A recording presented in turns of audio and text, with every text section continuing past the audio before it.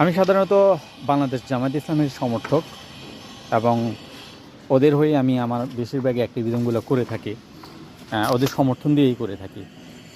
ইদানিং আমি লক্ষ্য করছি বিএনপির চেয়ারপারসন এবং বাংলাদেশের প্রধানমন্ত্রী জনাব তারেক রহমানের অ্যাক্টিভিটিস আমার বেশ ভালো লাগতেছে। আমি মূলত শহীদ জিয়ার আদর্শের, শহীদ জিয়ার চিন্তার একজন কর্মী হিসেবে আমি আমার রাজনৈতিক ক্যারিয়ারটা শুরু করি। বিএনপিকে আমি ভালোই বাসতাম জিয়াউর রহমানের কারণ বাংলাদেশে এরকম একদম নিখাত দেশপ্রেমিক আর সৎ মানুষ বাংলাদেশের রাজনীতিতে এর আগে কখনোই আসেনি। অত্যন্ত দুঃখের বিষয়, তাকে অ্যাসাসিনেট করা হয়েছে বিপদগামী সেনা অফিসারদের দ্বারা। তো যাই হোক, এরপরে শেখ খালেদা জিয়া বিএনপির দায়িত্ব নেন।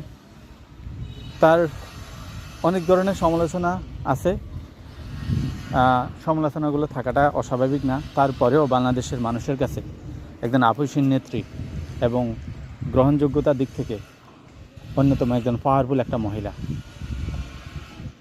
বঙ্গবন্ধু বা শেখ মুজিবুর রহমানের কন্যা হয়ে শেখ হাসিনা খালেদা জিয়ার আশেপাশেও যেতে পারেনি। তো যেটা প্রসঙ্গে কথাটা বলছিলাম সেটা হচ্ছে তারেক জিয়ার প্রসঙ্গ। তারেক রহমান বাংলাদেশের প্রধানমন্ত্রী এবং আমার কাছে শেষ অনেকগুলো অ্যাক্টিভিটিতে মনে হয়েছে যে সে আসলে দেশের জন্য কিছু করতে চায়, তার মানসিকতা ভালো আছে, তার বিরোধীদের প্রতি তার হিংসাত্মক মনোভাব দেখি নাই। আগে তারেক জিয়ার সাথে এই তারেক জিয়ার ব্যাপক তফাৎ। আমার কাছে মনে হয় আকাশ আর জমিনের মধ্যে তফাৎ আমার কাছে এখনও পর্যন্ত মনে হইতেছে।